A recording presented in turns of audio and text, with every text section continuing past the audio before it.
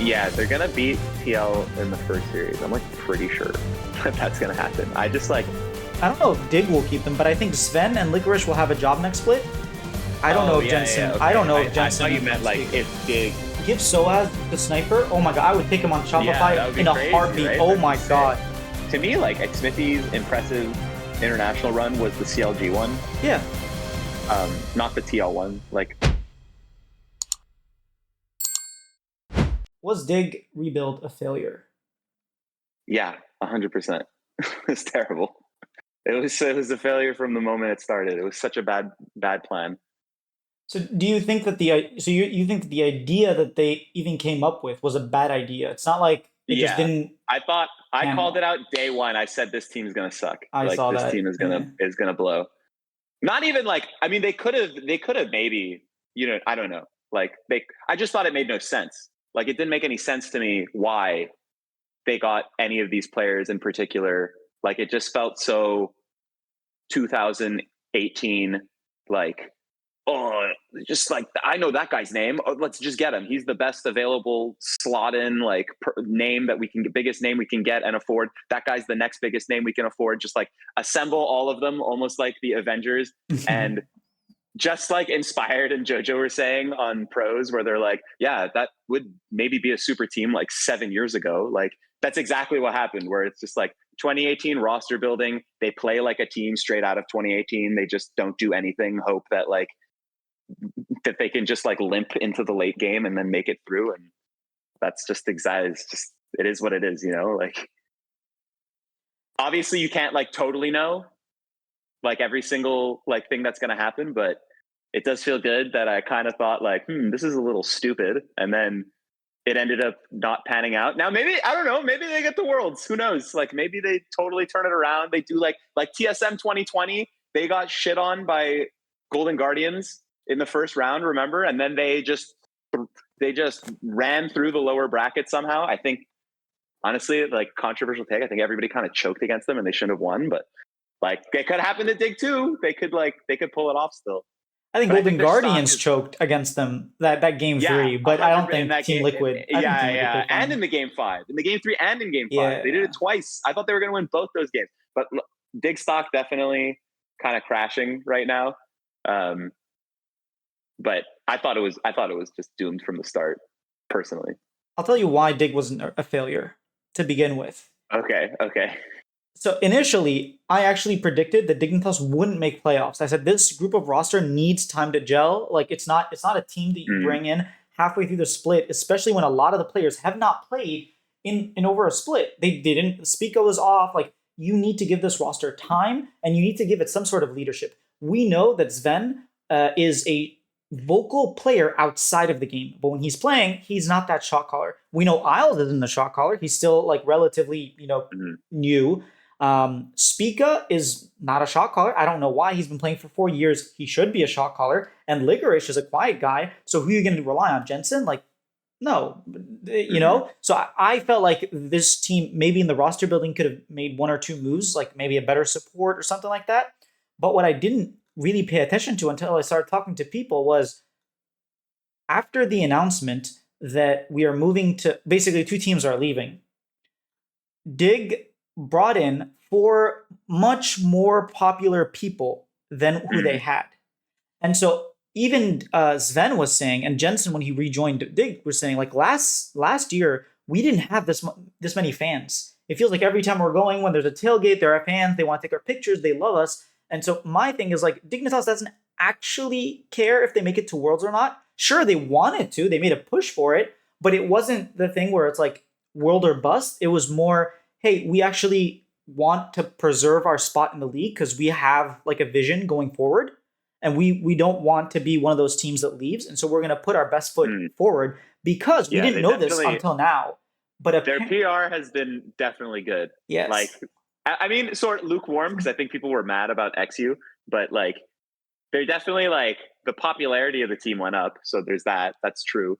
So that's the angle I'm taking. I don't know if it'll stay. I don't know if they'll sustain any of that popularity though, because like now they're just bad and like everybody's kind of sad watching them and like I don't know. Did the people who joined for Dig season like there's definitely a boost in like in attention that they got, but like the people who joined for Dig season, are they going to stick around or are they just going to Well, they don't care. bounce What they right care after? about what they care about is that when we go to Is Riot, getting because in. yeah, we didn't know this, but all the agreements are actually up for renewal. So Riot could say, "Hey, we don't want to renew Dig because you guys have been." Do you think that is that already like? Do you think that that's already decided now, or do you think that's to be decided later? Because if it's to be decided later, and 100 Thieves just like does really well, I feel like that's So just gonna like make all of this inert for Dig. Like, yeah, no, I mean they did it initially in the beginning of the year. I don't think they really cared what was going to happen at the end of the season. I mean, sure, the players and staff obviously do, but I think from like the management perspective, the maybe, reason to yeah. do that, and I know for a Did fact they know that the about? Did they know teams. about this though before they did this? Like, did they know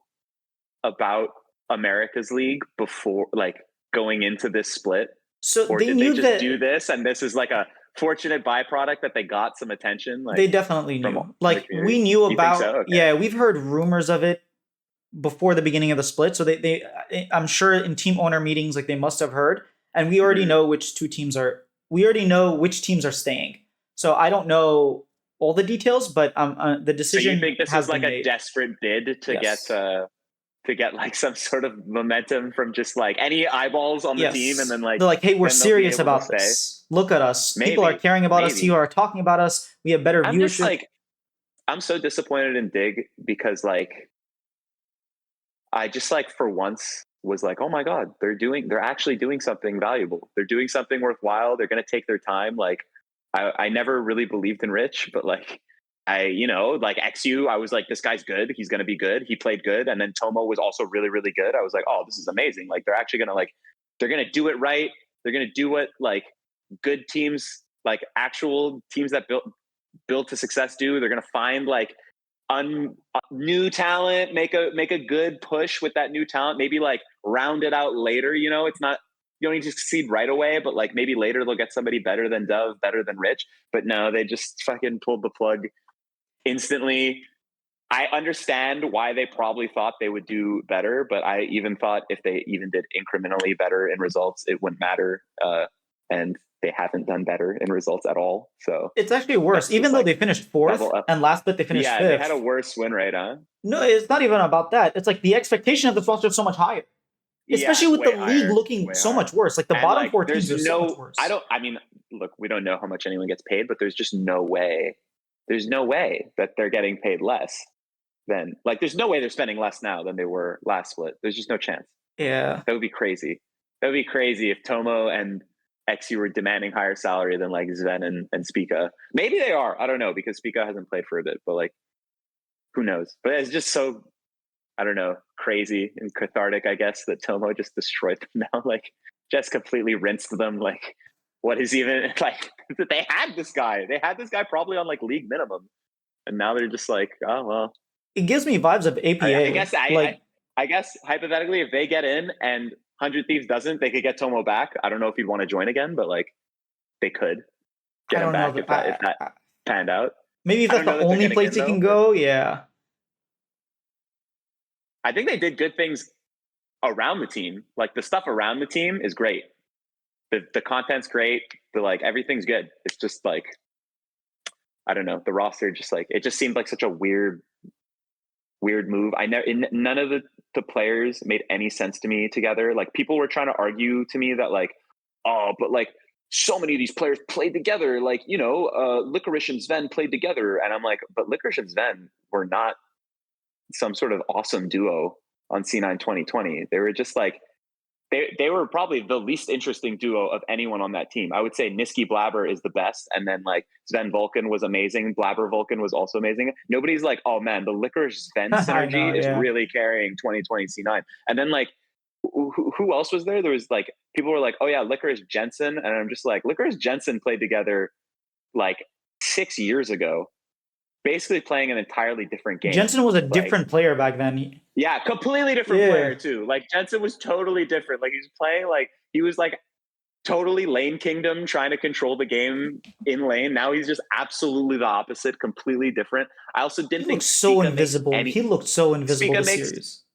Spica makes no sense like Spica's a good player, but I don't like all the teams he succeeds on are with people like mid laners who are really, really sure of their matchups and really, really like vocal about exactly how things are going to go. Like everything I've heard about like when he played with Power of Evil, it's just like, oh yeah, Power of Evil knows every single matchup so thoroughly. He'll tell you exactly where you need to be at what time he's winning, what time he's losing, when he needs to base. It's like, that's great. That's Spica just like absorbs all that information, makes it work.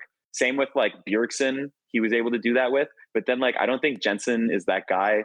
I feel like Jensen is just like, I mean, I don't know necessarily, but he gives off the impression that he's more of a vibes based player.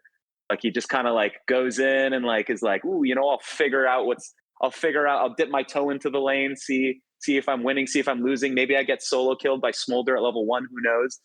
And I think it just like does not work with Spica. Like he just needs like I think he needs his mid laner to be in control for him to, because like all the mid laners he failed with are the ones that don't do that. Like he was good with Maple too, but he was bad with Keudo, and he was bad with Vikla, yeah. Vikla, yeah, he's terrible. And now he's terrible. He's doing terrible with Jensen too. And it's just like, I think he just needs like he needs a mid laner who really knows what he wants to do and really knows, like, has a game plan going into the game, you know? Who do you think gets to keep their job next split out of those 5 players? On Dig. Yeah, I think there are 2 that are obviously going to keep it, and the rest, I don't know. I think Sven, they're going to keep. I don't know if they'll keep anybody else, honestly. Maybe Spica. I don't know if Dig will keep them, but I think Sven and Licorice will have a job next split. I don't know if Jensen. Okay. I don't know if Jensen. I thought you meant like Spica. If Dig. No, just in general, who will start to keep in the LCS? I think straight up, I think Dig will keep Sven. I think they'll just keep Sven if they can. Does Sven want to stay? And if Sven is gone, like, well, maybe, I don't know, but like if they don't get in, then I don't know if anybody on this team would get a job. Because it's just like, you know, no, not to talk shit, but like they joined Dig, so they were obviously like, you know, they could get already. They weren't getting a lot. They must not have been getting like top tier offers. So like, I don't know. Maybe, I guess there'll be like an LLA team though that joins. I don't think the LLA team is going to pick up like North American pros. That's just my guess. They'll take any though. I feel like they'll take like 1 or 2. You know, maybe, I don't know. Maybe not starting off. Maybe, I guess they could play in the. What's the deal with the promotion team? Who? Riot gets to decide. But like, does the academy team? Nope. Like, who's first? Is it whoever's going to win? Nope. Riot gets to pick. Like the first tier, Riot picks. They're just going to like just pick Disguise or something. They'll pick whoever's beneficial to them. Yeah. Okay. Well, then maybe there's an angle there for them. Who knows? Yeah, but Disguise, whoever promotes has to keep at least 3 of their roster members. There's like very strict rules on the promoting team. So you could pick up 1 or 2 people, but you can like make a full like rebuild, you know? But like, if okay, I see what you're saying. Like, they can't just like get in and then do what Dig just did right now. Yes, they can't. We'll just like get the most expensive people we can find. Yeah, they can't Bud Light Ace their roster, unfortunately. Is there something like, do the players like own the spot technically? No, it's very complicated. Like Mark Z, who was like, when he was explaining it, was like, you know, there's so many technicalities. We don't want to make it to the point where like you can't upgrade, but at the same time, we don't want to make it so they can't Bud Light Ace them. So I think it's somewhere in between where like you have to keep a minimum of 3 players, but I'm not entirely sure. Like the rule set hasn't come out yet. I just I feel like Sven has like, I think Sven has like a good, like, he's got a good chance of staying in the LCS. I think maybe Spica. I mean, I like all these people are like great. Like, nothing against any of them, but just like, I don't know that any team is going to pick up Jensen. Yeah, I don't know that Jensen gets a team next year. Yeah, I don't see it. I don't know who would, like, who. But that's the thing, is who would, like, who like, maybe Shopify. Dude, we take Insanity over in Jensen every day of the week. Do they? Okay, I don't know. No, I would. I don't know. I'm not speaking for Shopify. Yeah, so would I. But like, I don't know what the sentiment is at Shopify. But like, why? Like, Quid is obviously more valuable than Jensen. Quad is also, I think, more valuable than Jensen at this point. APA is, goes JoJo without is, saying. yeah. APA completely goes without saying. Like it's just everybody seems like they're kind of more secure in their role. Hmm. Who else is there? Who are the other? Well, there's Mask and Jensen. That's it. Oh, Mask. There's Mask. But Immortals I aren't going to guess be here Mask. next year, so there's no point Yeah, in. they're kind of people. It's like a worst kept secret that they're probably not It sticking actually brings me around. up to my next point. You were talking about mid laners and whether Shopify would pick them up or not. 100 Thieves are probably leaving as well. And if you could save someone I from don't. 100 Why do Thieves, people think that though? one, rumors, two, because it's confirmed 100 Thieves, one, were considering leaving last split. Okay, Or like because last I year. feel like okay. I was wondering if it was just people were like bummed about them. Like people were just like they suck and like No, it's they teams wanted that to suck leave. seem like they're leaving. Like anytime a team sucks, it's easy to be like, wow, they're in piss low and they're gonna I leave. see what you're saying. No, they wanted But to like leave. not. I mean, we just came off them like completely stomping, so like it makes it seem like their stocks are high right now. But like I could see maybe it's just like I'm biased, but like I wish 100 Thieves wouldn't leave because like they at least try to like to think long term, They like don't though. That's the thing. maybe not so much when they got Bjergsen and Doublelift. I thought that was stupid, but like they at least try. Like with Quid, they like Sniper, amazing idea, like pick up. Like now Tomo is panning out in the short term at least, but like they at least like put an effort into like, okay, what will like take us far later? Like right now is not important. We don't need to win today. We need to win like next year. So it'd 100 be Thieves nice to have more teams esports. like that and Yeah. fewer teams like Dig that just like abandon, just like completely give up on their plan. Like they'll be like, oh, we have this sick. We're gonna invest in new talent. It's like jokes. Like never mind. Yeah, never mind. Like No, I think so 100 weird. Thieves esports division, yes, they are dedicated to the scene. Like all the people from my discussions with them and from like behind the scenes stuff, they are dedicated to like developing. But when it comes to the actual like C suite or like Nate Shot, Mm. obviously he's not working with them as much anymore. But like all the upper management, they want out. Like they're just like, yeah, Mm. we don't care.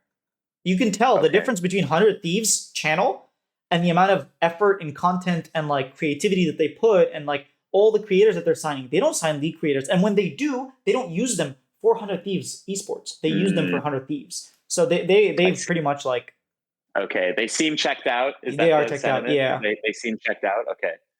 Okay, that sucks. So then, who That's do you say unfortunate. from I hope this their roster? staff migrates. I don't know. Like They probably I will. hope the There are staff some really good people in there. somewhere good. What did you ask? Sorry. Which 100 Thieves member do you save? Like you pick them up and you put them on another team. All of them? Well, you got to pick one. Maybe. Oh, like which? Like if I can only pick one? Yeah, because right now the Tomo stock is high. Sniper. Sniper. It's for sure Sniper. It's for sure Ooh, Sniper.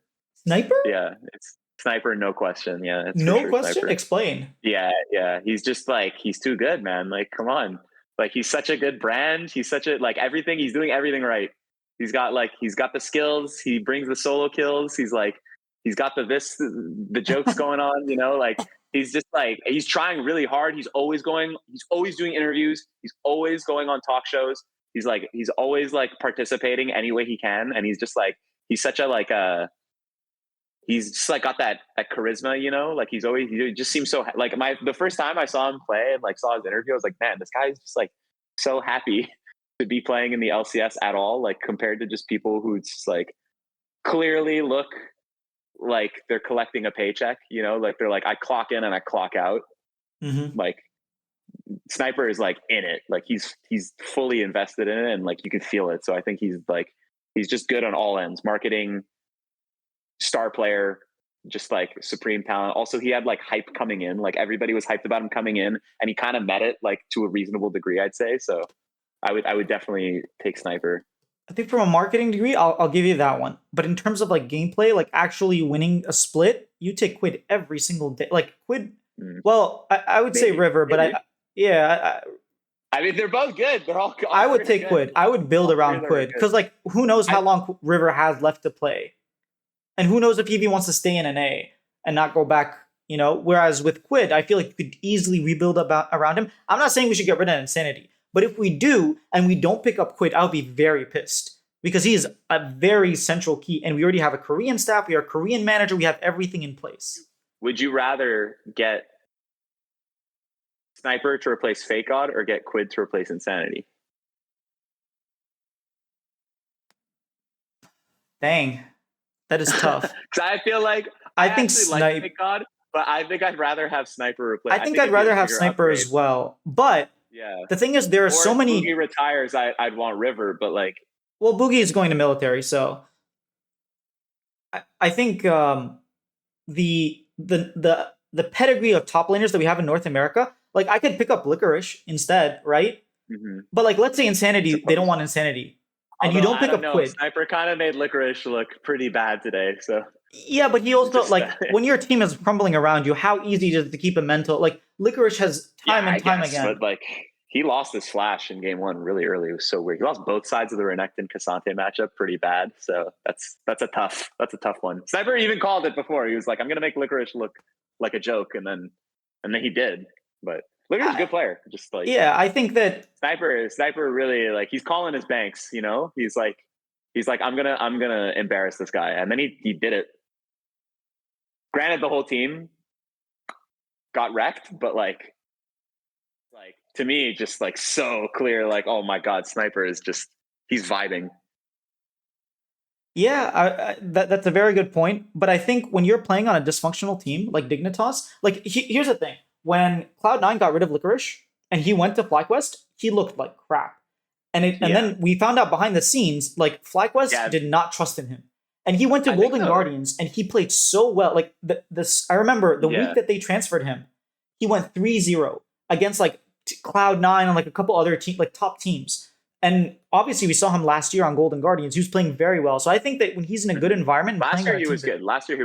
I don't remember really believing that he was playing that good when he switched to Golden Guardians the first time. Like at first I was like, he's better than like what they were dealing with before, but like I don't know, they kind of just like went into playoffs and got destroyed still. Like I wasn't like, oh yeah, Licorice is like, he really has come into his own now. But like last year I felt that. Last year I was like, oh, he's back. Like this is like, he's really good. Like at MSI he was really, really good. It was sick. But I don't know. I just feel like Sniper's really good now. And you know he's getting better. Like you know he's going to get better. It'd be crazy if this was his peak. You don't. We've seen people come in for a year, like have insane. I would say peaked his first year. So well, no, I'd say last year was his peak compared to the first really year. I think 2018 was his peak. No, sure. I think 2023. I think Fudge peaked his first year.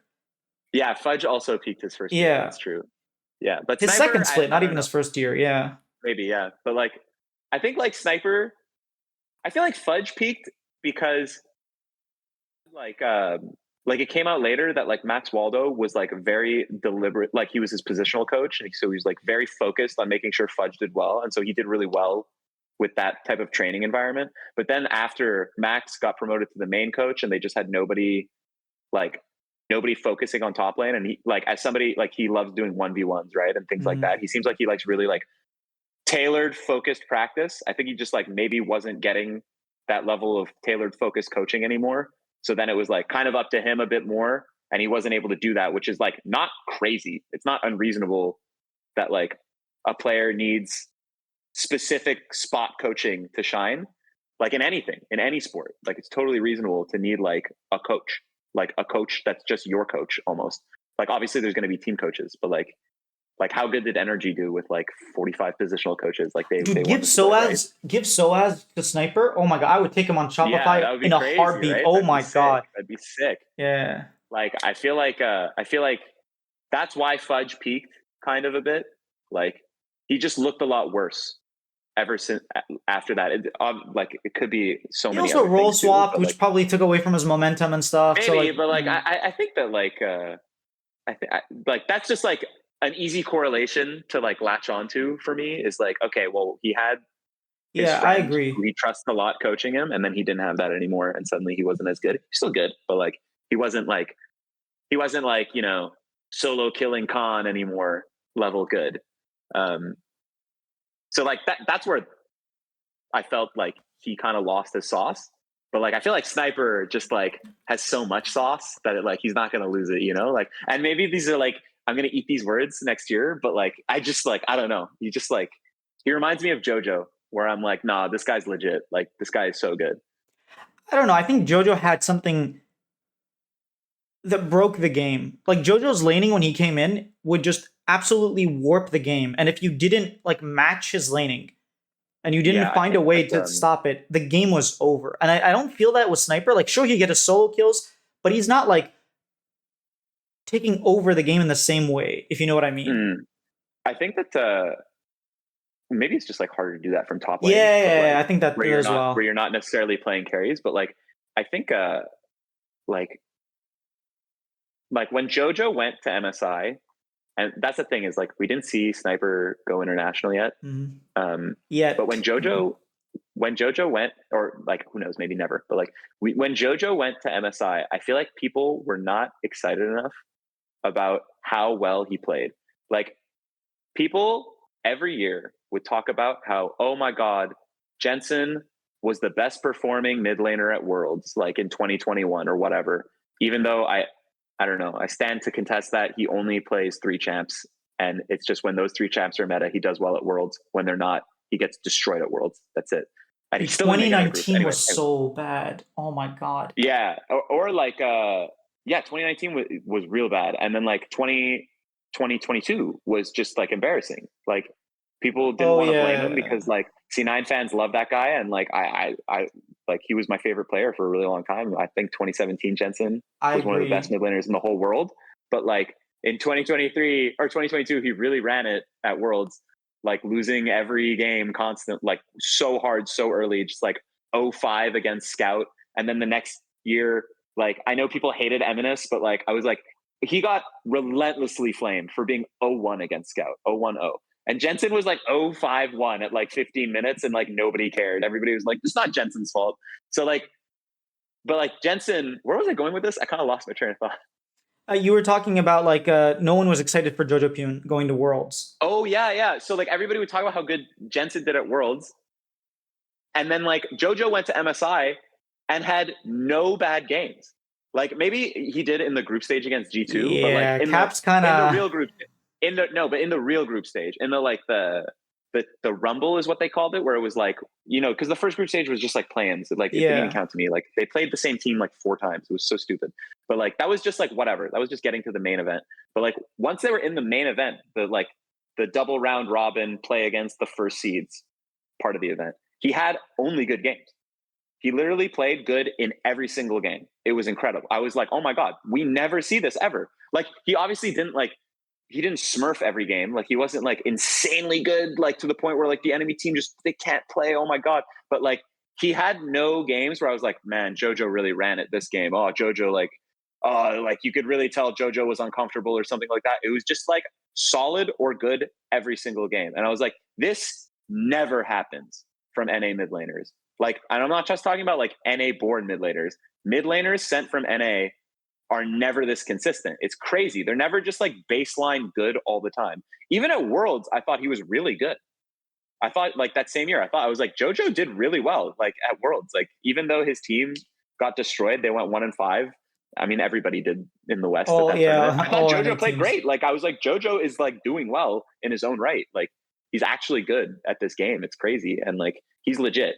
And like there's a reason all the Korean players would talk about JoJo and just be like, oh, JoJo Pune, seriously, like he's actually good. Like they would just be like, everybody like from NA is a joke, except JoJo. That guy's actually crazy. And I'd be like, nice. And I feel that way with Sniper. There's no proof yet because he hasn't gone international, but it feels similar to me where I'm like, ooh, I feel like this guy's going to go and then just be like so good the whole time. And we're all going to wake up and be like, man, this guy is good. Like this guy is serious business.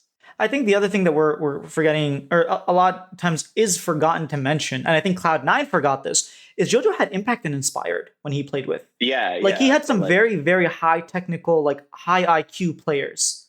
And that's something that like really rubs off on you. And like JoJo sure didn't know anything. Oh, go ahead. Yeah. He definitely, like, as APA says, like JoJo, like he's like JoJo had impact and now I have Impact. I took that from him, and now I have like the X factor of like this guy that I can learn a lot from, which is true for sure. That's good, but also Inspired and Impact didn't do so hot without JoJo. So like they never played without JoJo. That year. Well, the next year Impact was on FlyQuest and they got 10th place. Yeah, but Impact was the only person that was playing the game. It was okay. I don't know. I think he got weirdly absolved of any faults. No, I actually call him. He was part of to be playing, maybe even like a big portion. Impact is the only LCS champion, like 6-time LCS champion that has missed playoff twice. He's finished 9th twice, and like that is actively because of his intense personality. And this year, I've heard that he's like really fixed it and like worked on not being so like. Really, I think the word they use is intense. Like he's still serious. Do you think he's too intense? I feel like he might just have like the right team now, you know, like he like thrives in the right team, and like most teams tend to be the right team because he does really well. He's so, like, publicly said that like that was just the wrong team for him. No, he's publicly said that like when he was playing with APA and Yon, especially in the beginning, he was like getting very upset at what they're doing. He was like, okay, just calm down. They're rookies. You don't have to like give them time. And like that's something that Impact didn't used to do. And so it's like that's so fascinating to me because I feel like his repertoire is that he's good with rookies. Like, is that like he does super well? Like, where does he get that 2017? Well, just think about like who he's played with and succeeded with. 2017 contracts, amazing job when he was looked amazing playing with Impact, and then like, e.g. JoJo and Danny, both rookies, they look amazing with Impact. You know, like. But these players are like freaking. JoJo and Danny had Inspired, right? And Inspired is surprisingly good with rookies. Look at Masu with Inspired, and look at Danny with Inspired. Look at Quad with Inspired, right? With I feel like so is Impact, though. I feel like Impact is. I think so like, now, yes. I don't know 2017. Like, I guess on TL he was like not with any rookies. So he was with Tactical, and guess what? They finished 9th. And he didn't like do so well on EG, I guess, with Definitely was like, okay, definitely was not an 80 carry. Like, come on. Oh, he was with Tactical and TL, and TL did well with Tactical. He was, but what happened to Tactical afterwards? I wonder why he was under so much stress. Tactical was like a very happy-go-lucky guy, and he got destroyed on that Team Liquid. He got so much. It was not good for him. I feel like he was good. I feel like he got destroyed the second year. Like it was the year without Impact with Alphari that he really like crumbled under like the memes of like, oh, Tactical Malphite. That whole thing. From what I've heard, that very first split was very intense on him. And that's why going to the second split, he was like, which was the next year, he was like, yeah, I feel burnt out. And that's just because of the Team Liquid environment. And yes, the whole background drama with Alphari and Jad did affect him as well. But I think that it started from having such an intense environment that maybe wasn't conducive for a rookie who doesn't know they're making mistakes because they've never played before. Maybe. You know? That's weird because like I feel like I guess Impact's just like so good that like despite maybe suboptimal environments that they still perform, his team still perform usually because like more often than not they do well. Like I'm not saying Impact is bad with rookies. I think he's gotten better, but I think he's not the person you want to pair with a rookie. Like Core is someone you want to pair. JJ, or is Inspired, You're like, oh yeah, Core Inspired with rookies. Those are they're they're going to do well. Like, those players are going to shine. I mean, JoJo talks about it too, where he's like, yeah, Inspired just made me so good. Yeah, which is sick. Like that's amazing. That's what you want to see. Cool. I wish Blabber would develop into like the jungler that Inspired is. You don't have to play the same way, but I'd like for you to be that sort of leader that can do that. I think something about Blabber though that is not like fairly like it's just not talked about enough. And I feel this way. This is like my core view of everything almost is that like it's so easy to complain about players that take the game into their hands because those are the players who like have the big failures, like the Shy players, like the Shy, or like Blabber. Not saying Blabber is the Shy, but like just like these players that like people want to call them coin flip, or people want to say like, oh, they like, you know, they're like inconsistent, or like, oh my God, remember when they did this thing and it didn't work out. And it's like, but that's because these players want to win. Like they're trying to win the game for real. They're not trying to like be handed the win. They're like, I'm going to take the onus of making things happen and put it on me. Like, I'm going to make sure that I'm the one driving the game forward. So like they of course end up looking stupid at some point. Like everybody's like, oh my God, I can't believe he just like Hecarim ulted into the abyss and just like suicided. But like they need to do these things. Like it's so easy to be a follower, and it's so hard to be the person who like decides when the go button is pressed. And like I think those to me are the most remarkable players, and that's what's so amazing about Blabber, and why I think he's just like I think Inspired is great, amazing player, but I feel like Blabber like has like a thing that Inspired does not have, of just like not being afraid to be the one who like decides if the game is a win or a loss. But that's like Inspired whole mojo this split, or like this year, is that he was running the game. Inspired is farming and carrying for sure, right? But like Blabber's the best farming jungler in the LCS. Good, they're both good, but like I think like if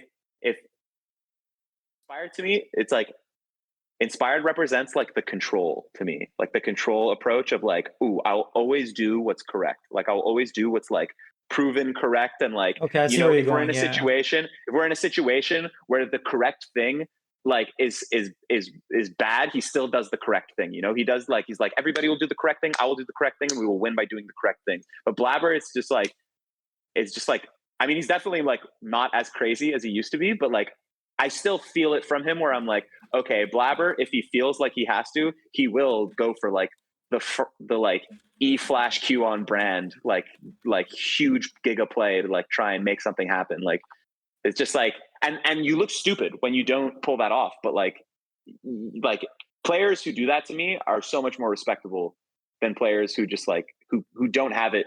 Like it's hard to do that, to like put that much burden on yourself of like, I'm going to do this. And like they know that they're going to be ridiculed. There's no way it doesn't cross their mind at some point playing the game that they're like, man, if I fuck this up, like the world is not going to be kind to me about it. But like they still do it because they want to win the game. You know? Yeah, like, I'll go down fighting basically, instead of like just It's not even like go down fighting. It's sometimes it's even like I'll just like they're winning and they're like, I want to push things forward because like I don't think anybody else here is going to, and like I don't want to. But Blabber wasn't that last split. Like if you look at all of last split, it was JoJoPunes who was like absolutely. They were all playing so bad. Not JoJo. Not JoJo. JoJo was like MVP level.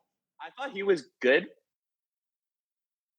Unlucky, like in the finals when like, or like semifinal, whatever you want to call it, when he played APA and just like he kept living with 2 HP and like JoJo's dying, and I'm like, oh man, that's so sad. Like this is so tragic. But like, so JoJo, I thought he was pretty good, but like just like the individual gameplay from C9 was so bafflingly bad that like I was just like, this is the worst I've ever seen any of these players play. Maybe not Vulcan, maybe he was worse on FlyQuest, but like it was so crazy. It was just like they left their hands at home. I don't know what happened. They left their hands so wild. It was so crazy. I was just like, whoa, I've never seen them make these like types of mistakes. Like it was wild. And like, thankfully they like, that's what they say Reaper did. He right away, he was like, you guys are just like all playing so bad right now. We're not even going to think about team play. We're just going to focus on you so that like, that's my point though. Be good. With Blabber, is like Blabber should be a leader, but when he was trying to be a leader, he could not lead. None of these players could lead. And so Reaper was just like, guys, forget about team play. Y'all don't know how to play any macro. You guys can't shot call. There's definitely some like level of leadership happening because like they're doing a lot better now, and I don't think it's because Thanatos is the leader. Like I think it's because they're playing individually better. Like when you have a 3,000 gold lead, it's so much easier to just like huge difference. But like even like last split, like end up in situations where even when they were ahead, they sucked. Like they just couldn't get it together. But this split, like there have been times where they're behind and they're just like they pull it back, you know, like they like rein it in and like figure out what to do. Like it definitely feels not just individually that they're better, but like they're at least doing things that make sense together. Whereas before, like I think Blabber said in the interview with you where he's like, before somebody would call something and the conditions would be wrong for it, and then they would do it anyways. But like now it's like, if we call something and the conditions are wrong, we don't do it. Or we like, oh, how can I help make those conditions happen so that we can do that, you know? So like they definitely like their team play it's for sure way better, but like it's not Team Liquid level good, but like it's still good. It is. It's just not like world class level. Like, and I think Team Liquid have world class level, and like that's sort of what we're trying to compare them to. I actually think FlyQuest It's played hard. macro better than It's Cloud hard Nine. not to stand Team Liquid, right? You know, like they did so good at MSI. They're like they looked so like alive, like they were so focused, alive, and like they had so much like ambition that like you were just like, oh man, just like it was inspiring. It's like, oh my god, like they care so like they're really like they can do this. They didn't, you know, technically they didn't make it any further. C9 fire, but like there was a huge difference with their performance against Korean teams, or at least SKT. They also beat EU instead of NA, which is nice to have. Yeah, that's true. They beat EU instead of NA, which is nice. So after you said all that, now you have partly because the second NA team wasn't there, but well, even if they were, the bracket, the way the bracket works, they would never would have met. You can't do that anymore, huh? Yeah, you can't do it anymore. But although now that I think C9 would have probably, I don't know. There's no way to know, but like I feel like they would have also beat Mad Lions. Like I don't think probably. I think everybody's kind of like, oh well, like I think Golden Guardians was a harder opponent than Mad Lions. Oh yeah, Golden Guardians is way better, but not as hard as might have been better than them. So after you definitely they took a game off SKT and they looked like they could have won the series. So like that's for sure. They were great. They were good. So like it's hard. It's like obviously TL is just like everybody now has like the like still living the high of like, ooh, they're legit. Like we have like a litmus test of them against like serious competition, like external competition, and they brought it. Like even like mid split they did that. So like obviously they gotta be the team that everybody, even if they, last year how like when Energy won and everybody was saying, I still think C9 is the real team we're sending to Worlds, and Energy is like the winner, like that we happen to be sending. Like it obviously proved not to be the case, but even if TL lose the split, I think they go into Worlds, everybody's gonna say they're the proven big dog that we're sending, and like who knows, C9 they could just implode. So after saying all that, how are C9 winning the LCS? According to your predictions, they're going to beat them 3-1, and then in the finals they're going to beat them 3-2. Yeah, they're going to beat TL in the first series. I'm like pretty sure that that's going to happen. I just like one of those feelings. I just think they're going to have, like I said earlier, they're going to have the answer to the lane swaps. I think they're going to throw a curveball. And like if it was like last year C9, there's no way I would predict them, because I would just immediately assume that their prep is going to be the worst thing ever. Like I would just be like, they're for sure going to go in and just have no answer to the lane swap and just like, I don't know, play something that doesn't work game one and then keep doing that nonstop. But like this one, like I trust Reaper a lot more. I just think that like they're gonna come in with a wild card move in top lane that's going to throw Team Liquid out of sorts. And I think that's going to be the ticket to win the first series. I don't think it'll really sustain itself. Like I think Team Liquid's coaching staff and just like they're as a unit, they're too smart. They're too good at adapting to a problematic situation. Maybe not the day of, but like, how they got like rinsed by top esports. And then recovered. Completely turned their tournament around after that. Like they were like, oh yeah, we like shockingly bad in that series, and like, but we'll be better for the next one. And they were on point saying that. I think the same thing will happen. I think the grand final, assuming it'll be C9TL, I don't know. I'm kind of just hopium saying C9 will win.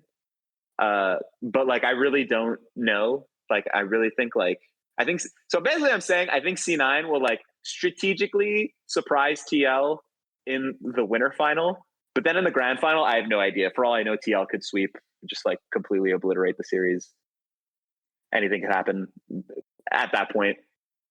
I think if they come out with if Cloud9, like you're saying, are coming out with some sort of surprise strategy, it's going to be in the mid lane, it's going to be in the jungle, it's not going to be in top lane, just because we've seen so much. For sure going to be top lane. I think it's because like just like the way Reaper does stuff, like he's so like he's just like, oh, like same thing with Licorice, where like I just remember like the most iconic The moments I can Hecarim, remember. my god. But Yeah, that was like the Hecarim, Hecarim not counter hit. Reapered. That was Licorice, not Reapered. Yes, but they were like, but like I could see a world where like Thanatos is like, I can really beat this guy with Vayne, you know? And then he's like, yeah, let's do it. Like, let's do that. Like, if you really believe. So like, I think they'll have a trick up their sleeve in top lane that'll disrupt Team Liquid enough to be able to beat them. For 4 or 3 games, I really doubt that. Yeah, I think so. I think you just ban it out the I next game and actually you think move so. on. I think there's too many ranged champions that work in top lane to ban it out. And then they're going to end up in like a weird swap situation. I think C9's going to have an answer to the swap as well. I think they're just like, I think they're going to have their number. It's just that maybe it's like not rooted it so much in evidence, but like it's just like a vibe I'm getting. Just like I just feel it. I think it's going to happen. And then grand final, I have no idea. I think TL will fix whatever went wrong, and then like we'll just be in for like some crazy series. I just said 3-2 to say like I did that thing that people do where they're like, oh yeah, like I think it'll be 3-2, but like they don't really mean that. They just mean both these teams are really good and either one could win. But like a 3-0 either way could happen. Like it's just like I'm saying the series is close, not that that's the score. But I think C9 will just actually win the winners final. I mean, shouldn't look ahead. They got to get there first. TL has to beat 100. C9 has to beat whoever. Oh, FlyQuest moves like on. Yeah. There's no world where NRG make it. I think it will be FlyQuest as well. But like, you never know, you know. You kind of do. Sometimes you do.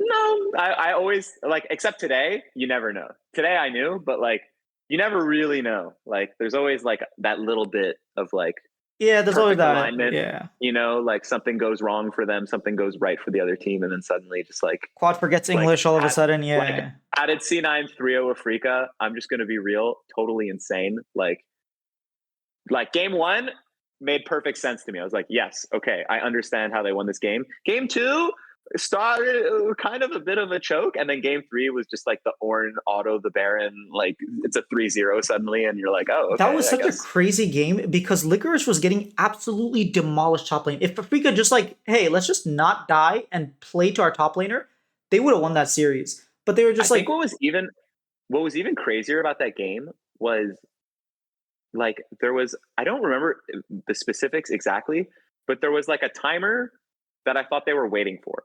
Like, I think like it was something like, oh, Lissandra's flash is like 20 seconds away, you know? So it's like, okay, they're going to wait and they're going to like pull the trigger then, but they just did it early. Nocturnal, Lissandra, Galio, all at the same time. And they won anyways. And I was like, oh, okay. I thought they were going to get Giga punished. I remember that. That was the winning fight. Yeah. And then they just won the series there. And it was like, oh, okay, I guess that's it. Like they win.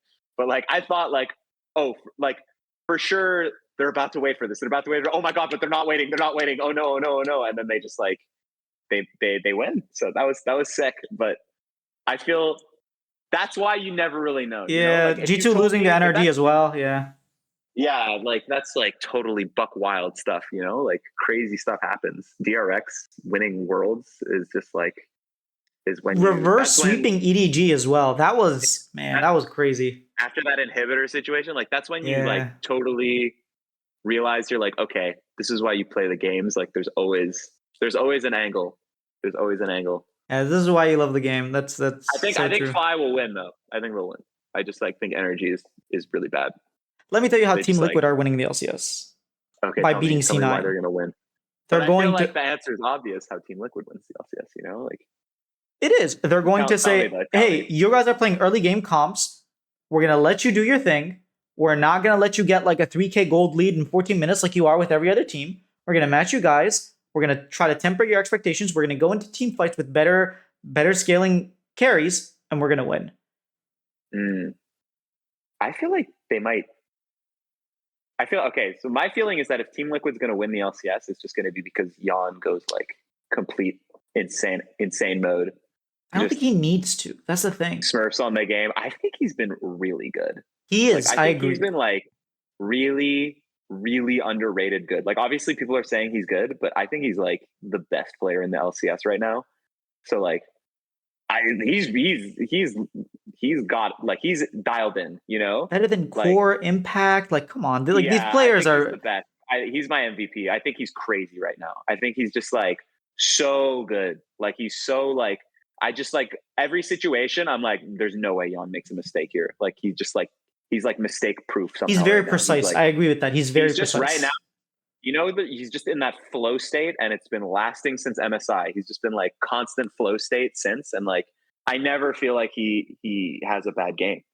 Like, and maybe I missed some, but like He every didn't. time This I play, see, he straight up I'm just didn't. like, this guy just like is always good.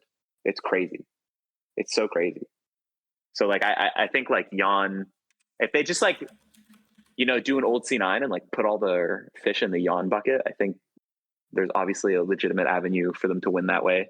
They're just a good team. They're just so good that like, it's hard not to see them winning any match, but like, I think they could get tripped up. I think they could get because they have been like doing like they're very refined, right? They're very good and they're very refined at what they're doing, which is awesome. But like I think like enough wildcard energy could put them off, like could like get them off their focus, get them off their game, get them in an uncomfortable state. Like I think they can get Shopify'd pretty hard, you know, where like, ooh, this like, do they know how to play against this? Like, do they know what to do in this situation? Like they know what to do in almost every other situation that they've rehearsed, but like in an improv environment, are they really able to like figure it out? I don't know. I don't feel that from them. I So think FlyQuest is the team that can actually bring that energy. I think Whippo, he needs to like get yeah, back to what like he I needs to think start picking these picks. yeah. And we see Masu, he's like willing to play other picks. So and Busio used to play the Ornn, like Senna's coming back. Like Senna Ornn was one of their better lanes. If you can really bring that energy, I actually think they could take Team Liquid. Like they could beat them. I just don't know that Cloud9 is willing to play that stuff. I feel like FlyQuest can do it, but Whippo is playing so bad that like Yeah. I just don't know that it's going to happen. I really want him to be playing good because it's so fun when he's Mhm. playing well. Like when he's doing well, it's great. It's like so interesting. It's so exciting. Like, except for like sometimes in EU, he was doing well, and it was because like everybody was just like relentlessly into him, like diving him poorly. But like nowadays, I feel like when he does well, it's like some crazy thing like his singed against top esports, which is like super fun and exciting. Like I love when he's vibing, but I feel like he's really not vibing right now. I don't know why. It's just not clicking, and it's a shame. But like I don't know. I don't know that that's gonna like repair itself in time for them. Maybe it could, you know. Like I think Quad their team's really good. Quad's really good. Masu's amazing. Inspired is always good. He's never bad. So like I hope that FlyQuest like brings that energy, but like I feel like C9 like they're very explosive, you know, like they've got like even APA says he's like their laners are serious business. If you don't take them seriously, then you're in trouble. And like if you're not like dialed in laning against them, you can really like let the game slip just there. So like I think combine lane prowess with just like some like off kilter weird stuff that the other team just doesn't know how to deal with, and like I think you have a recipe for like some wacky wins, that like some explosive winning from C9 that like even against TL I think it could happen. I really think it could be a thing. I think so. I think I actually my prediction is that FlyQuest are going to be the second seed. They're the ones that are going to make it to the Oh, you upper. think they're gonna I, beat C9? I Okay. think so. I think they have enough trickery in their bag. I think You think they're gonna beat C9 twice though, or you think they're gonna beat C9, beat TL, no, no, grand no, no, final, no. lose I think they're going to beat C9 twice. two times? I don't Yeah. think they're gonna beat. I don't know about two times. I don't know. I don't even know about one time. I feel like one time is like, ooh, I don't know. The I thing just with like C9 is if you figure them out, you figure them out. They're not. They haven't shown us many yeah, they things. did, but they also played them recently, and I'm not like I don't usually subscribe to like, ooh, but did you see the last time they played? Like this was the result, so that must be what happens again. And like some weird stuff happened in that series, but like it did seem like C9. If I'm wrong, but like I don't think C9 was winning Yes, at the exactly. beginning of those games, and they still won. And I think like odds are we'll be winning in future meetups. Like if you had to tell me who's going to win the early game, I think I would guess Cloud9. More often than not, I would just be like, I'm just going to assume C9 is going to win. Although I don't know, Quad's been getting really good, so like maybe that could change things. But like I would still predict C9 to win the early game. And like if FlyQuest can't beat them when C9 is losing the early game, which is when everybody says they're at their most vulnerable, I don't know how they beat them if C9 is winning the early game too. Well, I think they just don't make the same mistakes they made last time. Like, I think this Yeah, team is a there team that was we the actually are Nautilus improving. kind of made Yeah, things like weird. completely Like through the it makes it game. like, ooh, is this like really like data? Like, is this any useful data at all? Like, but if he does it, I don't know.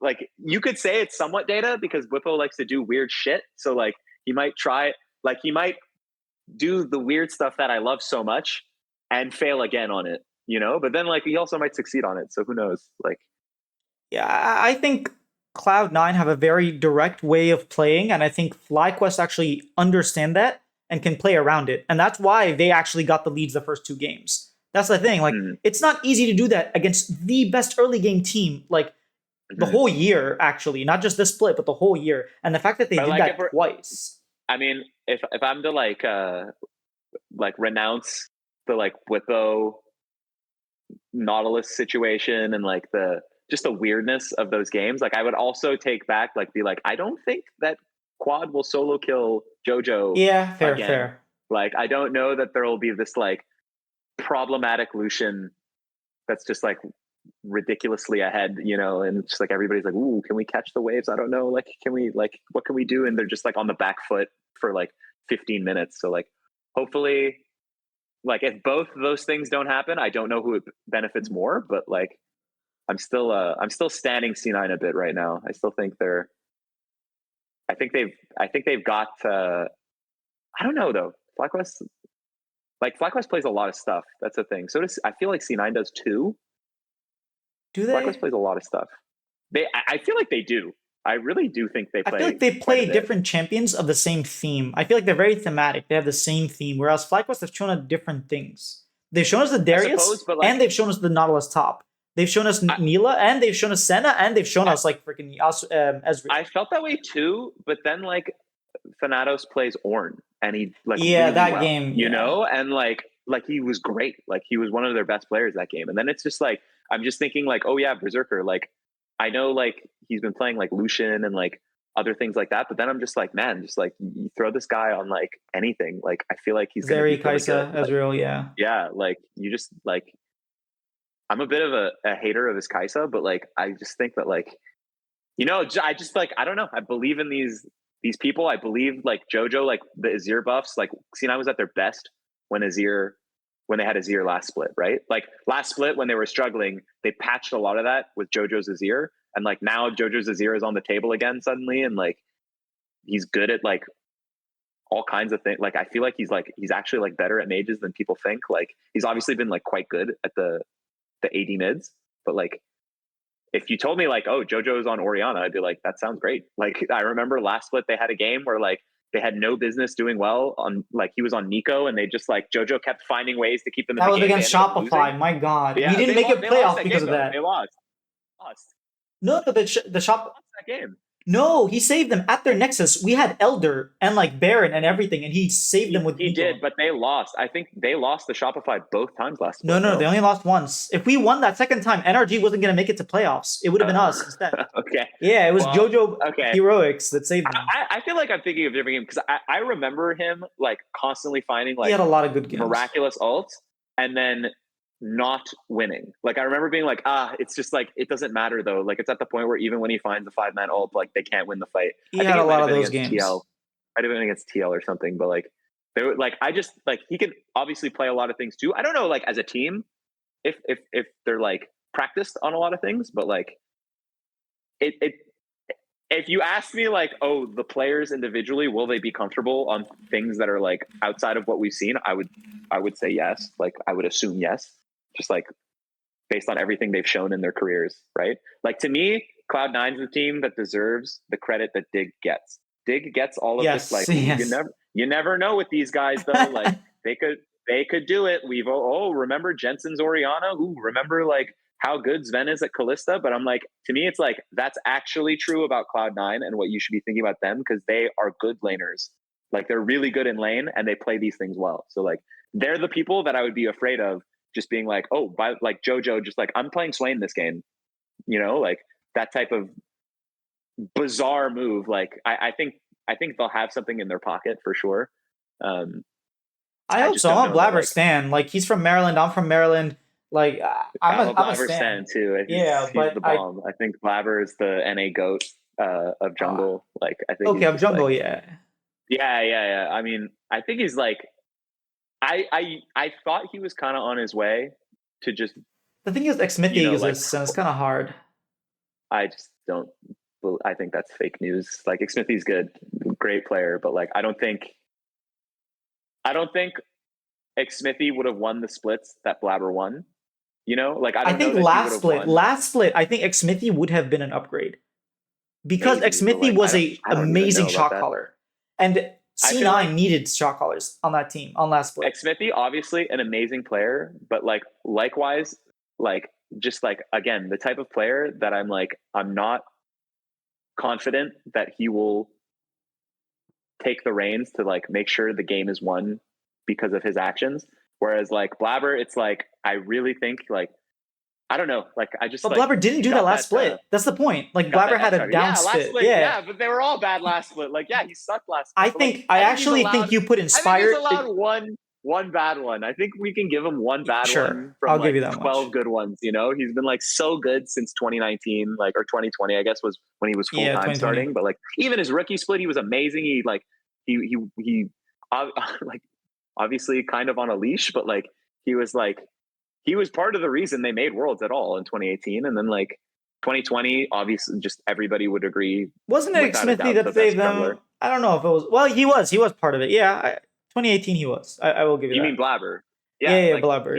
They rattled. They went from like not Xmithie. I meant Svenskeren. They went from 9th to 2nd. No, Sven was in, and people were really hard on him. They were like really mad that he didn't get benched. Yeah. He was okay, but like he was definitely having his worst split ever, and like people were mad that he didn't get benched.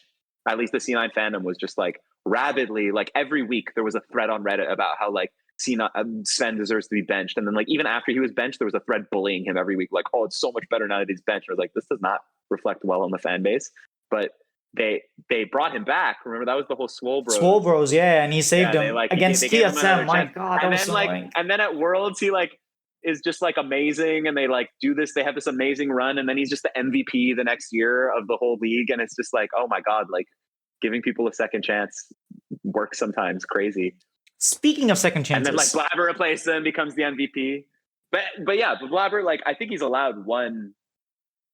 Like agreed. I feel like he's had like so many good ones, and like I thought he was on track to just be like the best, the GOAT of NA, and then they lost the energy, and I was like, ooh, that definitely that hurts his trophy case. I think he needs to do something internationally if he wants to take that title from Xmithie. I suppose, but like Xmithie, like to me, like Xmithie's impressive international run was the CLG one. Yeah. Not the TL one. Like the TL one, I know people like he was on the TL one. He was, but like I would say that was like a lot more of like CoreJJ kind of carrying that team rather than Xmithie. He did have one game where he was absolutely phenomenal. He was like level 1, 4 minutes in, and he came back from that and carried that game. That was incredible. Series was so bizarre. I feel like that was like maybe Jensen's best series in the last like 8 years. Since I thought he was on the decline. Series, yes. That was definitely his best one. But like I think that like Xmithie, like the CLG, that was super impressive to me. That was incredible. He was playing like, Kindred. That's not an Xmithie champion. Yeah. People credit the TL one more because they beat IG, right? Instead of like CLG who beat Flash Wolves, and kind of people feel like they lucked out to get Flash Wolves as the opponent. But like to me, it's like it was more impressive that CLG was second place in exactly. That's what people don't remember, and they defined the meta. Exactly. They played the field. They beat every team in the field. They beat all of them. There was no team they didn't beat, and then there was no. They also like like they just did super well against all the people that are supposed to be worse than them. Whereas TL played the field, and it was like 4 they and won 6. one game against G2, they won 2 games against Flash Wolves. Fongbu Buffalo, and they won one game. They won one game against Flash Wolves, and it was like if they didn't even win that other game against G2, their tournament ended. You know, like they were like they kind of limped into the series, and then they beat IG, which was amazing. But like that, like to me, that felt more like a fluke than CLG being consistently excellent 5 days in a row. You know, Agreed. It's like, oh, CLG was a great team the whole tournament, 5 days in a row, plus their playoff series. In the finals, they did lose, but like there were moments where it looked okay. But like then like TL was like meandering around the whole tournament, and then like one good day against IG, really inspiring, really amazing, beautiful day for NA fans. But like to me, that's not as impressive. They had a lot of good prep though. Like they had answers to everything that IG had, and I put that on the coaching staff more than the players, to be honest. They the whole entity really turned up for that match, and it was really awesome. But like, if you asked me, tomorrow they play IG again, who's going to win? I'd be like, I don't think TL wins. I would not predict them to win. But at MSI 2016, any day you'd be like, CLG's playing this team. I'd be like, probably CLG because they're the second best team here. Mm-hmm. They're literally second place, like against the field right now. So like, they are probably going to. I would put money on CLG. I would not put money on Team Liquid at that MSI if the tournament had a losers bracket, for example. I agree with you. Yeah, I think if they had to play IG again, or if they had to play T1, I would probably pick the other two teams, even if it's IG. But if it was CLG, I'd say, hey, I actually have faith in CLG. I agree. All that to say that that was the awesome thing, the really incredible thing Xmithie pulled off. But like, he never really did anything at Worlds, right? Like, he never got out of groups at Worlds, not a single time. Yeah, he didn't on Immortals because of and like I don't know how much credence people put into the Blabber roster that made it out by going like 2-4 but the 2-4 dealt with like a win the tiebreaker thing, but like they did make it to the quarters. Yeah, but then they didn't even look competitive in the quarters. They did not. That's true. They got really dunked on in the quarterfinal, but like they made it there, and Xmithie never did. So there's that. And like I feel like another point in Blabber's camp is that like Xmithie, I don't know if he ever felt like the MVP of the league ever. I agree. Yeah. It never felt like he definitely felt like the best jungler sometimes.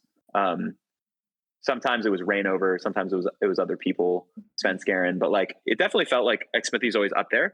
But like there were times where it was fully agreed upon that Blabber is the best player in the LCS. You know, like there were splits where it's like Blabber's the best player at all.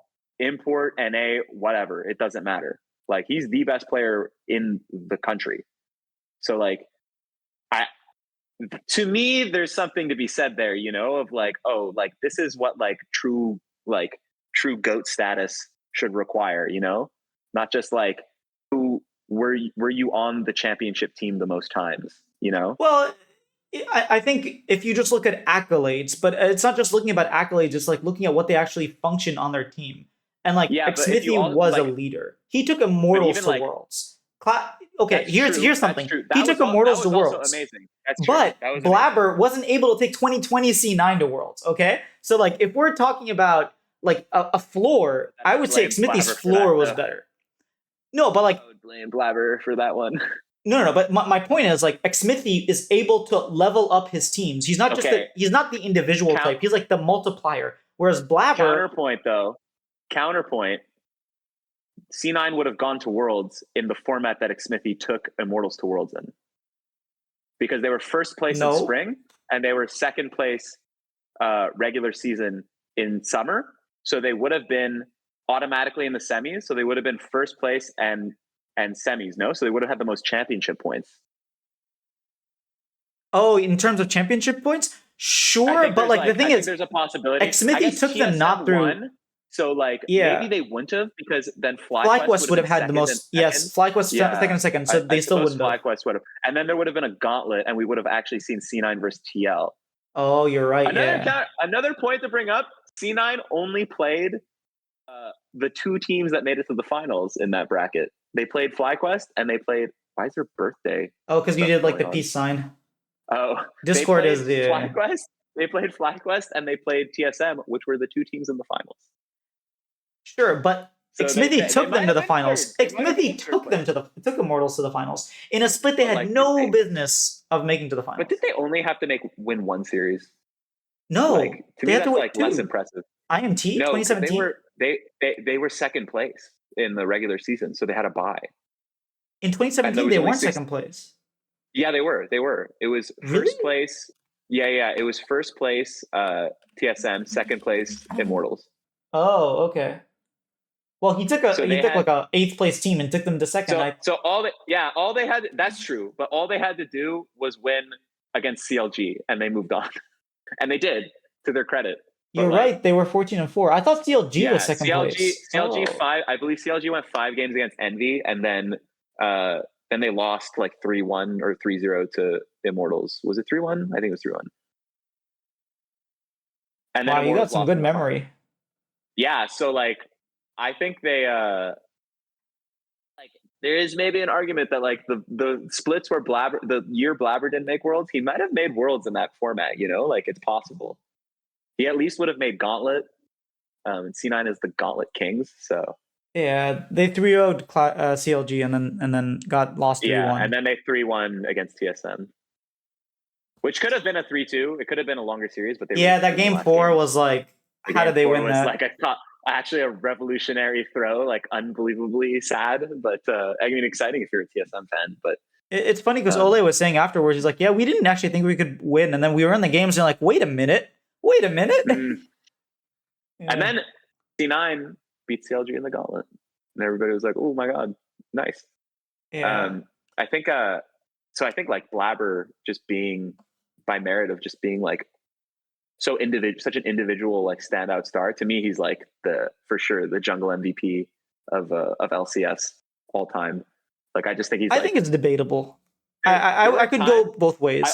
I also think there are times like, okay, here's the deal with Blabber. There's been times where Blabber was so ridiculously ahead of the rest of the field that you never felt with Xmithie, right? That's there was true. times where it was like, oh, there's Blabber, huge gap, the rest of the junglers, and these are against seriously good junglers. Like Blabber has been playing in the era of like Spica MVP, Closer, Sven Skaren he was playing against. He played against Xmithie too. Like he played against Inspired, amazing, Inspired. Like he's played against ridiculous jungle competition. Whereas Xmithie, I would say like his biggest competition was like Reignover. For that 1 year that Reignover was good, and then like he was never good again. He played against Sven Skaren too. Yeah.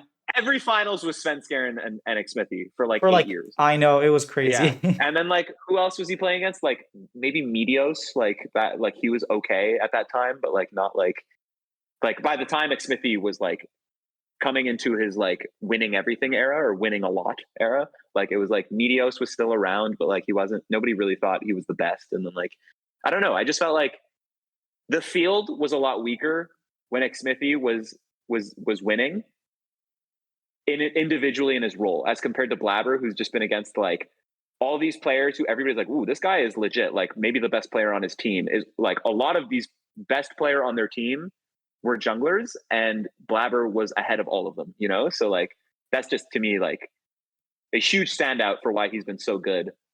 Why like everybody should be respecting this guy so much. Like, I'll give you that much. Insane player. I still think it's debatable, but I do think that you make some very good points. My last topic. Like, also like monumental rise that he's had was just like so crazy. Maybe it's kind of like petered out a bit now, but like it felt like he was on this just like unstoppable upward trajectory, Especially 2020. Mm-hmm. Which player? So Immortals is 95% leaving there. Okay, I'll just say 100% leaving. Which player 100%. out of Immortals do you save and want to see next year on LCS? I don't know. I'd probably Tactical. Tactical? That's the last Tactical. person I thought. Okay, not the last person.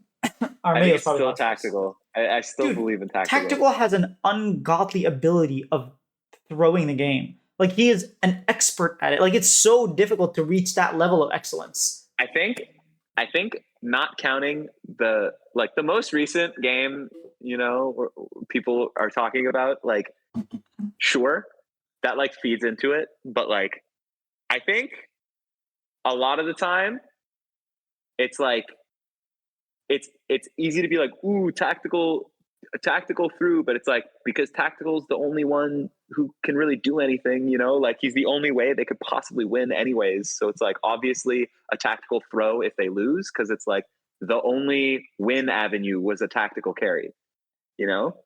So Whereas I'll like give if you that tactical much. was like blessed with like he looked really good on Team Liquid.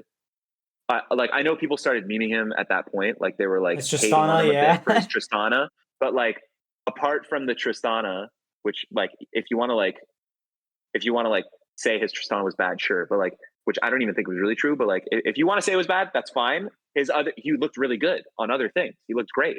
He was super dependable, like especially his rookie year, like his rookie time at Worlds, he looked amazing. He was so good. And then it was But that's a long time ago, like man. he was in this environment where he had like reliable people around him to make sure that the game was in a stable point for him to like perform. But now it's like there's no time, like he's never in a stable position where if I was tactical, I would always be panicked. Sorry, I'm just gonna turn on a light.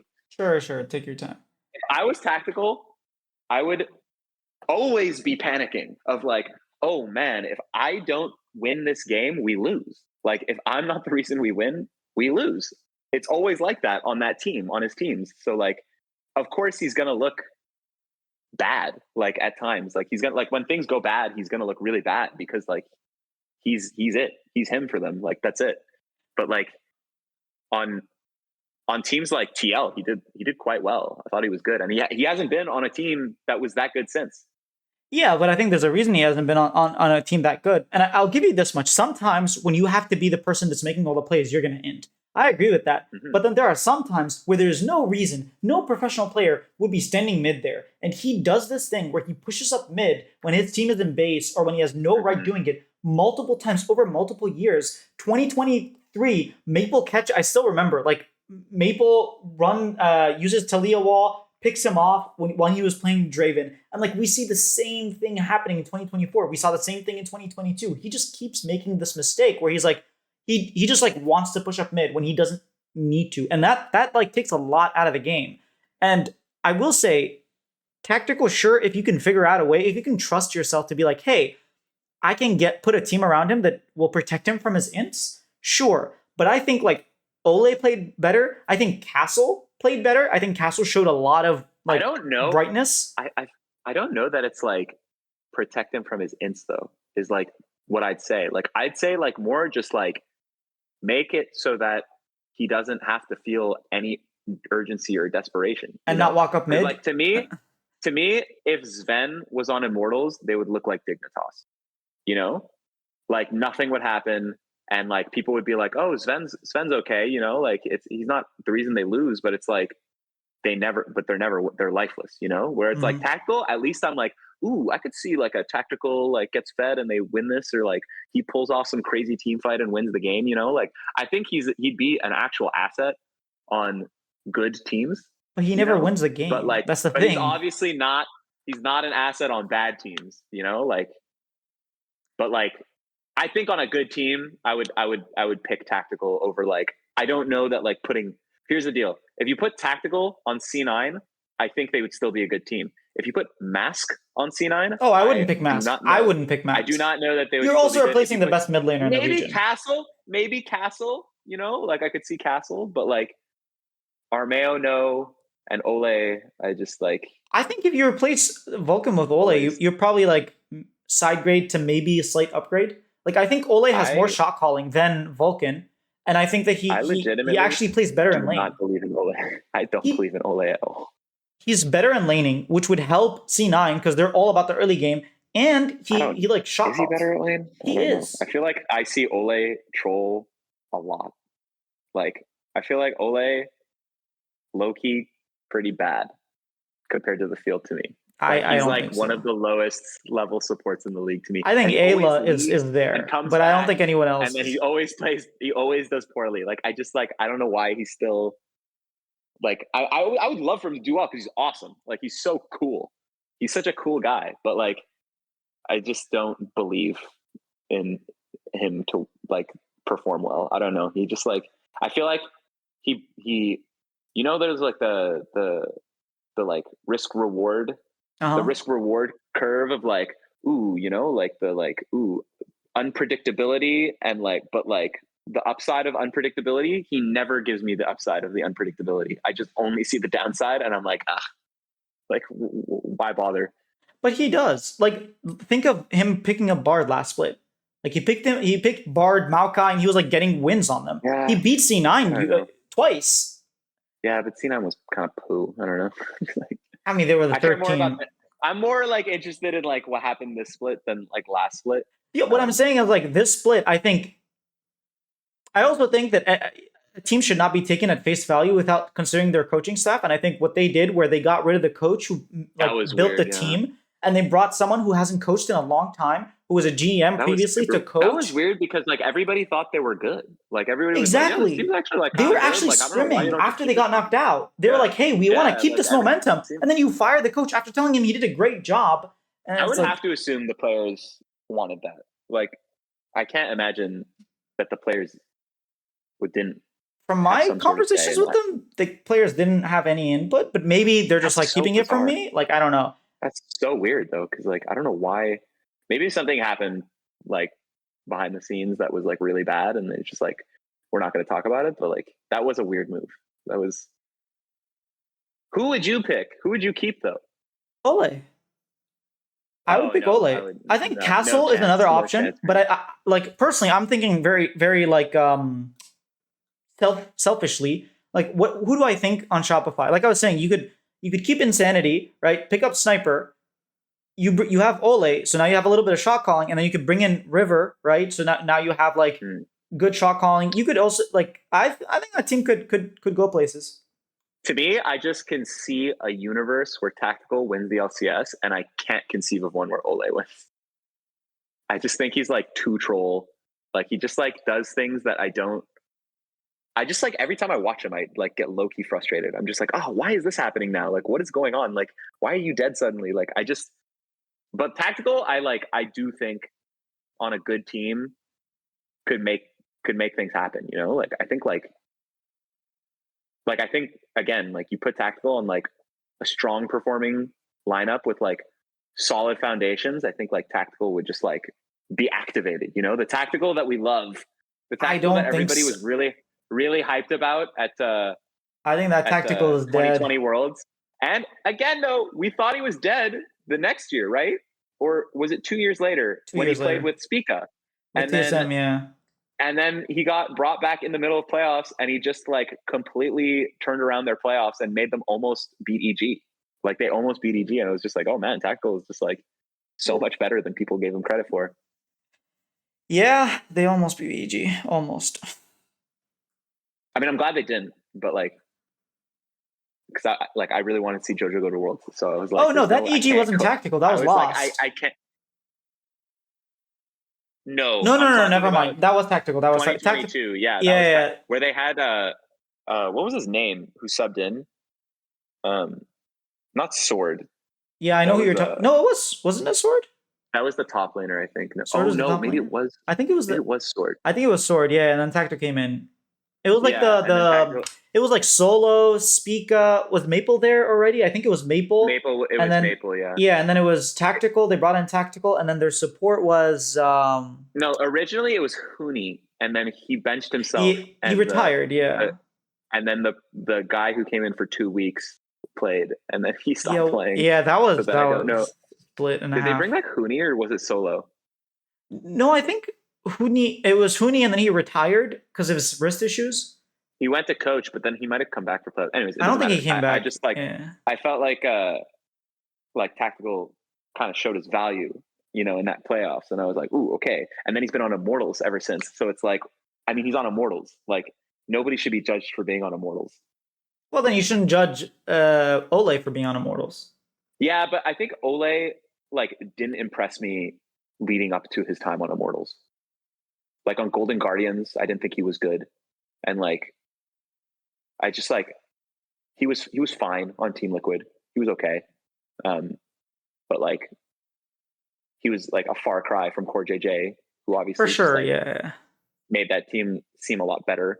And like, I mean, granted, they did dominate harder with Ole, but like, regardless, Core was by just like far the better player, yeah. Ole leading up to, like, to me, his most impressive time was with Xmithie. But without Xmithie, I've never been impressed with Ole. I've always just been like, oh man, this guy is so cool, but not like. I was not impressed by able him to, last like, split. I achieve definitely think results. he was a good player last split. I think this split Last split taking he was fine. I think he was fine last split, but like, just like last split was so weird that like I just don't even know. Like, I don't even know how much stock I put into last split with like. It felt like last split. Everything was so bizarre. It was. Everyone was 100 beating everyone. 100 Yeah. 100 Thieves just like being like good but not good, and like C9 just like unable to figure it out, and like just last split was like pure utter chaos, which I loved. But like this split to me was more of like, okay, now you show your stuff. Like now it's like everybody's awake, and we're gonna like prove who's really here to win and who's not able to win. And like I didn't think he was very good this split. I think you give him more structure, you give him better coach, like better coaching staff. You give him maybe like a better mid laner, a jungler that jungles. Like I think maybe, but like I feel like I guess there are a lot of good AD carries. So like, I think play with Bvoy would be like really cool. Ole Bvoy would be a cool bot lane. Yeah, there are a lot of good ADCs, so maybe it's not worth saving tactical, because like support is a little bit more of a desperate situation. Like I would take Tomo over tactical if I had to pick. I think the weakest role in NA is support for sure. So like, it makes sense if you think he's good to like keep him, because it's the least replaceable thing, right? But I just don't think he's very good. So I would stick with tactical. I think tactical is better than some of the AD carries on other teams. Is he better than Tomo? It's hard to say that now because Tomo's stock is so high right now. But like, I could see like, I don't know. I just like, there's something about tactical that I'm just like, yo, I really think he's like, when he's on, you know? When he's on, he's really, really on top of things. And like, until he doesn't flash or dies mid lane. That's my problem with tactical. To me, that's like, I find that like a bigger problem with other ADs. Like, I used to think like that was a big problem for Jan, not anymore. But like, he used to just like not flash and just like die. Yeah, especially so like, I agree with you. And like, same thing with like, I mean, the double lift meme, of course, like saving flash for next worlds, even though it might not have mattered. My God. But like, there's tons of ADs that I think owned just as much as tactical. I just think tactical has that narrative around him. So like, no matter what, it stands out so much more when it happens to him, you know? Like remember last year when Doublelift basically lost 100 Thieves? I mean, a lot of things led up to their loss, but like 100 Thieves or Golden Guardians was like 5-game banger in spring. And then like Doublelift goes up to auto a cannon minion, and then they catch him out doing that, and they kill him, and it's like they win the series right there because of that. And it's like, if tactical had done that, oh my God, that would be, you'd never hear the end of it. But it was like, Doublelift did it, whatever. It's like he for sure got reprimanded by the community for it, but like it would have been like 20x if tactical had done it, So like when AD dies and it's tactical, it's like everybody just like starts rubbing their nipples and like, oh my God, yes, I can joke about tactical right now. Oh, tactical died. But like, AD carries die. Like, they're the people that get targeted the most, so of course they're gonna die. I'm not justifying. I know, I understand. When he has like a particularly ridiculous throw, like in that Immortals game, but like I do think it's overblown a bit, and he's still like a good player. Like I still think he's good.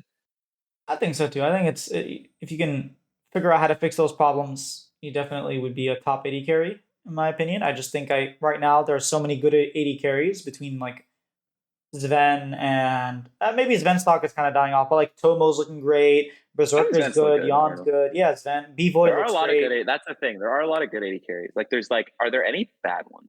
Like I don't think there are any I that think like. people would point to Meech, but like Meech is benched, so Oh yeah, I guess. But I thought like I guess Meech was kind of a I thought Varus it was merchant in spring. Ayla. I thought he was really good in spring, but like spring was weird, so like I I don't think he count was a it. Varus Kaisa merchant, yeah. Yeah. So like I think currently, like, does anybody think No, there's I any don't think like so. particularly bad AD carries? They would probably say tactical, but I disagree. But like then like support, it's like ooh, Are there any like good who's AD carry are like there any? supports? Like No, the there's question like is, are there good two? support? Yeah, there's obviously Core JJ. There's like it feels Vulcan, you know, like you feel like most of us probably would say Vulcan's doing quite well, but like I feel like everybody's a little scarred from the last year that he Yeah. had, year and a half he had. So like we need like if he brings it in playoffs, people will be like, ah, there it is. Like Philip is back, you know? But like if he doesn't, I think people are just gonna like pile on again and be like, ooh, Vulcan might be a little washed. That's gonna start up. And then like who he is just a disaster on energy. Busio Uh is like on and off. Busio, yeah, I think Busio's good. I You think know, he's good Busio's too. He good. just has some unfortunate I think series, he but gets a bit of the tactical treatment where he gets like his like he was bad at MSI, but like I think he's getting like overblown criticism. I mean, just recently Um, against Shopify, he died twice in lane. So like 2 games in a and then row. I don't think Zazel was very good. I don't think like Ayla, I think I don't Ayla's probably obviously like yeah I don't think Ayla's particularly great. I don't think Ole was very good either, and like Isles is on Dignitas. Don't think he's been that great either. So like support if you think Ole is a good player, it makes sense to think Ole is the piece to keep, you know. yeah, especially since top lane and AD carry, like we have some good top AD carries. Whereas in It would support, also like you like said, it would matter to know who's on the market, you know, like who's available. If you were like, ooh, do I pick up Ole or like is there someone, you know, is there like supports out there in tier 2 that are just slaying? I remember let's Yamato think. said that Yamato Cannon was saying he's like it's time for some people to start role swapping and collecting their bag in support role because he's like there's no way that this is like the level at which it's hard to compete at. Like he like That's what Busio did. not He to was a say mid that like laner and he role yeah swapped. exactly like not to say that LCS is easy, but he's just saying he's like just like watching supports in NA and like the level that they're performing at on average, not necessarily on the top end, but it's like Busio is like people criticize Busio a lot, and he's like pretty much the third best right now. So it's like you would think like, oh, like if some other people role swapped, they could maybe like really make a name for themselves in support right now. That's like the avenue to get in right now. I mean, Hui kind of sort of did that as well. Like, after Yeah, who he he did left do that. He CLG, did do that. yeah. But like who he now is just like not it I for think it's sure. an energy problem because like last year Hui was great. He was phenomenal. And Yeah, even yeah, last he was split, good. like starting the I split, mean, he was the good. funny thing is, just like all five, like they were just all better Yeah. Dude, what last split. happened to Like it was Dokla and just like Palafox? Like energy was what? better without Hui. Hui was better off without energy, and then like now together they're just a mess, and like there's nothing they can do about it. It seems Even for that some reason they FlyQuest game can't. that they played, the very first one, where they like absolutely destroyed FlyQuest, and Hui was like living on Rel, like 2 HP every single time. Like they looked good. And then Mm-hmm. that was it. That was the last time they looked good. I just like don't understand what happened to them, but like I I think there's like something to be said. I watched an interview with Demonte, and he was talking about how like he was saying that there was a lot going on with that team that he may have like that Demonte as well may have brought to the team that just like kept people focused and like made sure that they were accomplishing something every day, right? They always felt like, okay, today we accomplished this. You know, you accomplished this. You know, you got better at this. You learned this. And like, we're going to carry this over into the next day. Whereas now, like, they may have lost some of that just like daily structure. And it might not feel like it's gone, but it's gone. Like, it's easy to feel like, oh yeah, I'm still like we're like it's easy to accidentally fall into just going through the motions was his point. I think like you can end up in like a rut and just like you think that you're doing all the things right that you were doing before, but really you're just kind of sleepwalking through everything, and you're not actually fully like committing yourself and like committed to like improving in every way possible. And like that's what's happening to NRG, is what, like, in a broad way, he was saying something along those lines of like, it feels like they've lost a bit of their life, where they're like almost like they're sleepwalking through the split rather than. Where have they And they improved? don't In know what that. The thing aspect is, they the don't even entire know. year? Like, they might not even know. Sorry? Like throughout the entire split, what aspect have they improved on? Nothing.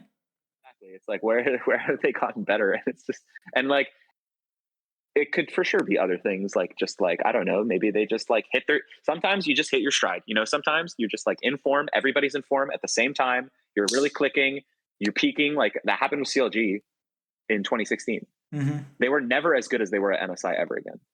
They were good after. They didn't even deserve to go to Worlds. Back. Like they were never. Well, they did. They beat Immortals, or no, they didn't. No, they didn't. That's the whole thing. They lost to Immortals and still made it to Worlds. Like to me, it was like whatever. They were close enough. I think IMT would have made it out of that group.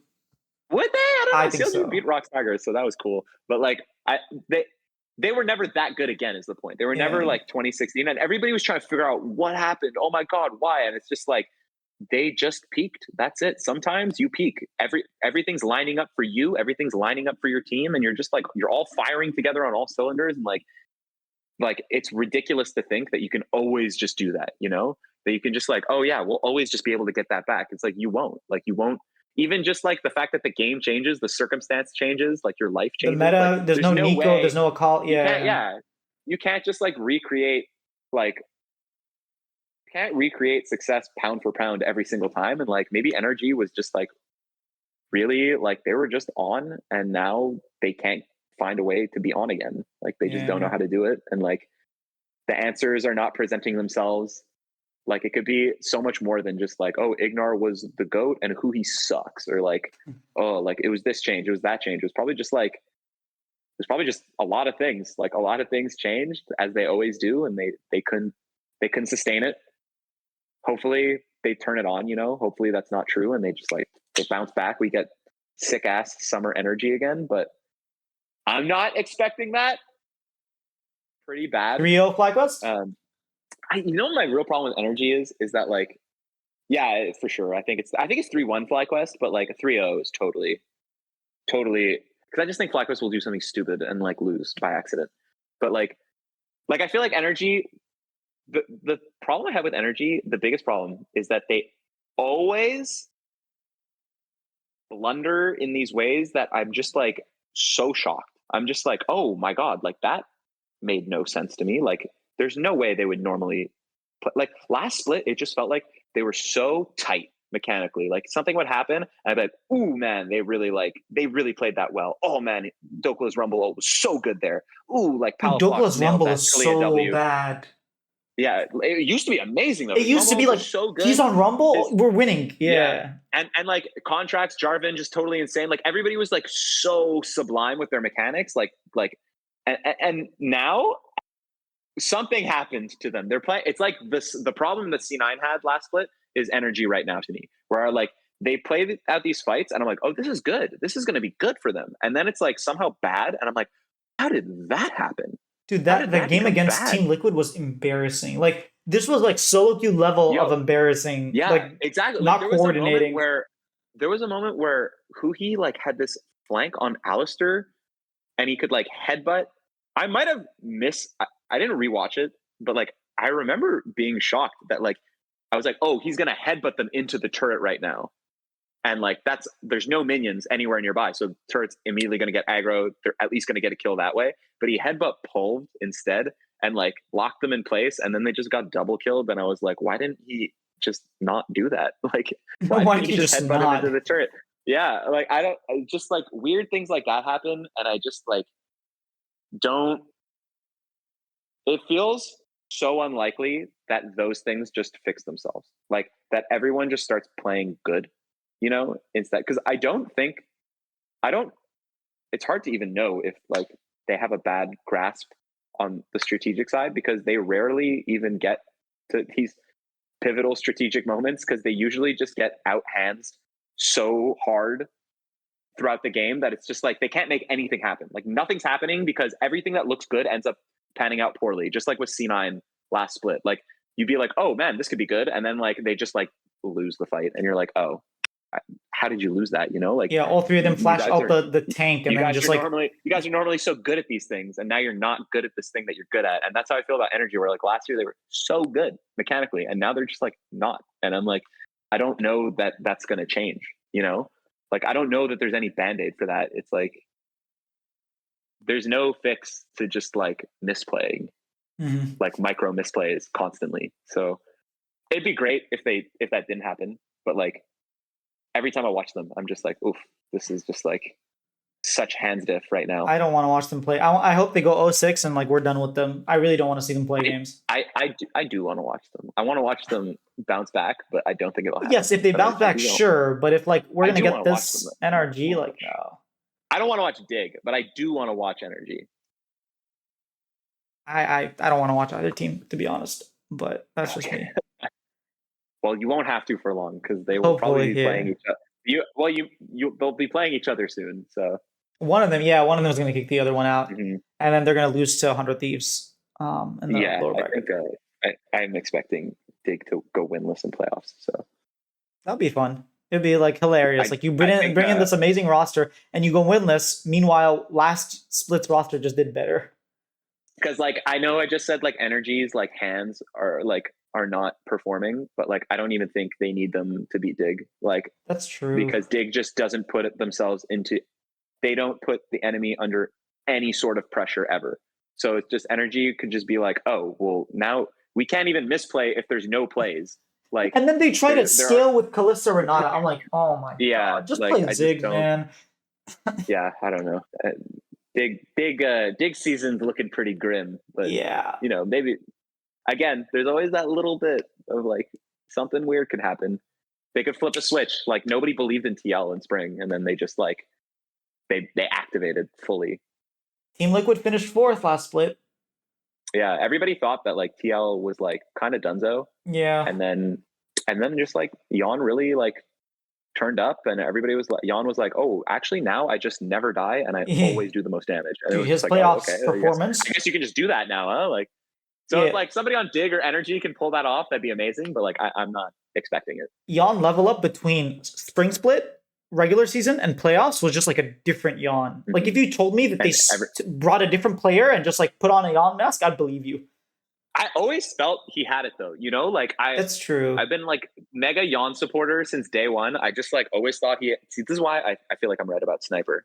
Cause like I felt Yeon had the sauce. I could see it. Like I would watch him play and I would just be like, ooh man, this guy is like, people are not seeing how good this guy is. Like he's so good and he's working like everything everybody complains about all the time is people not working hard, and he's outworking all his Korean teammates. So it's just like this guy for sure is going to be good.